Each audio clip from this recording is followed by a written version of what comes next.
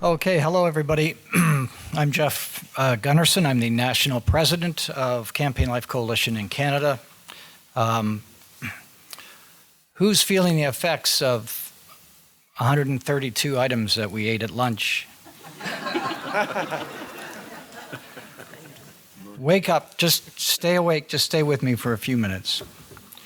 So much has been said today, so much good and constructive information that we need. But we need some concrete action plans, don't we? Kevin, I forgot how to pronounce your last name. Kevin Diaz, live the Fatima message, he said. Yes, of course, absolutely. The gospel is key to all of it. The kinds of evil we're dealing with requires much prayer and fasting. Ugandan MP Lucia Kello, MP of faith and action. This is what I'm talking about. She just slayed the Liberal MP up in Canada when she was there. It was a beautiful thing to watch. You are all faithful. Yeah. That's one of Trudeau's MPs she slayed. You are all faithful to the church. You are clearly the warriors for the church, and I can only reaffirm what you're doing and what you already know, and encourage you to do more. Hopelessness, anger, sadness, and possibly despair, we shouldn't go there. Instead, acknowledge what's before us. Tie up our boots and march into battle. The following is an excerpt found on several Catholic websites and is originally from the book called The Soul of the Apostolate, which was handed out to all of the LifeSite people some years ago.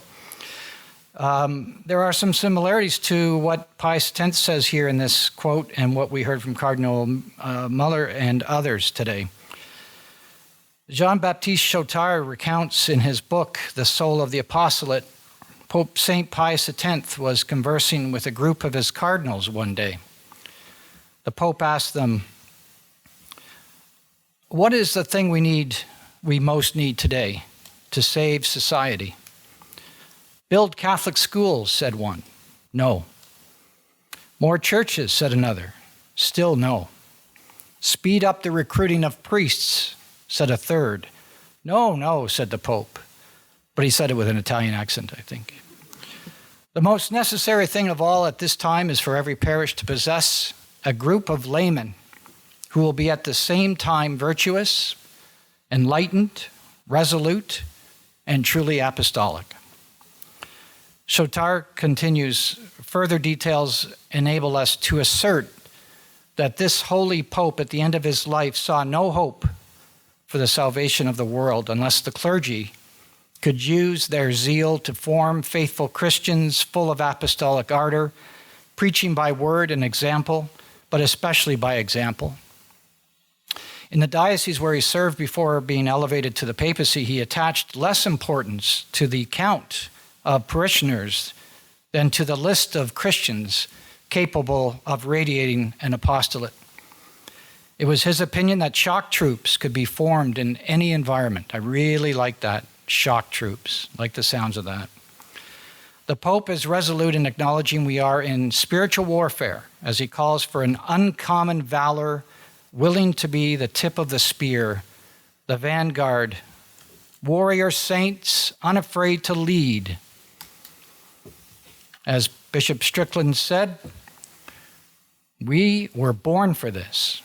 And as an ardent pro-lifer said to me this morning after hearing that, we were conceived for this. To lead, that is the key ingredient.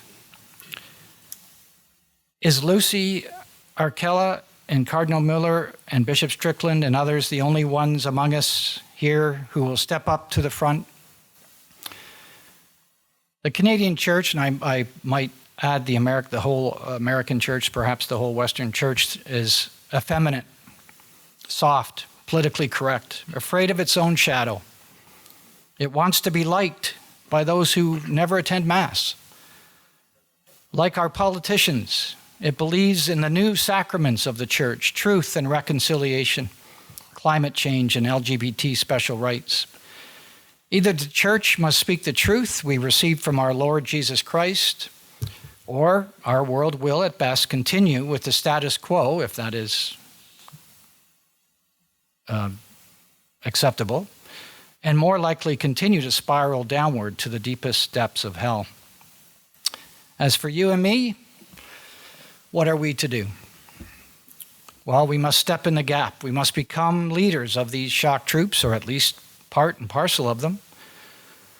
We must engage in our communities and become sources of light and truth. We are obligated to implement Catholic action politically. And the best place to start is with your local school board or your town council. And I can just see the glazed over look of many people when I tell them that.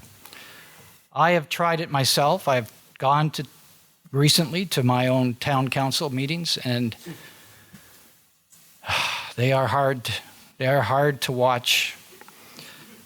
But this is where bad ideas begin to germinate, or from above, other ideas, other policies from above, from provincial and federal policies that are supported by our city councils. A lot of you don't realize that at any given town meeting, they might, amongst themselves, decide to approve a motion or a bill that is being discussed in Parliament.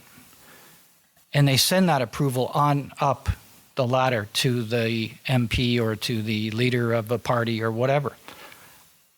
We don't know that. This has been going on. I didn't know that. I didn't know that until about a year ago.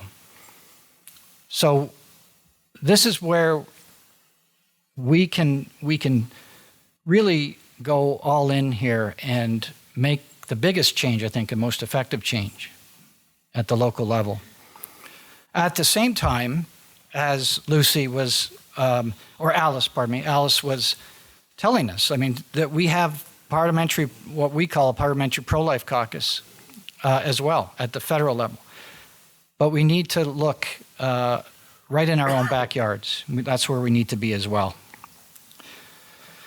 So that means major recruitment of Catholic men and women to form these shock troops, training, and then acting along with God's providence and support from the entire Catholic community. All of this must be done with the love of Christ in our hearts, the desire to bring peace, love of neighbor, and virtue to our communities. It won't be easy. It will require commitment, prayer, resolve, and all for God's glory, not ours. We must do this for Christ through loving our neighbor. We know that a community which is undergirded by Christian virtue will thrive and prosper.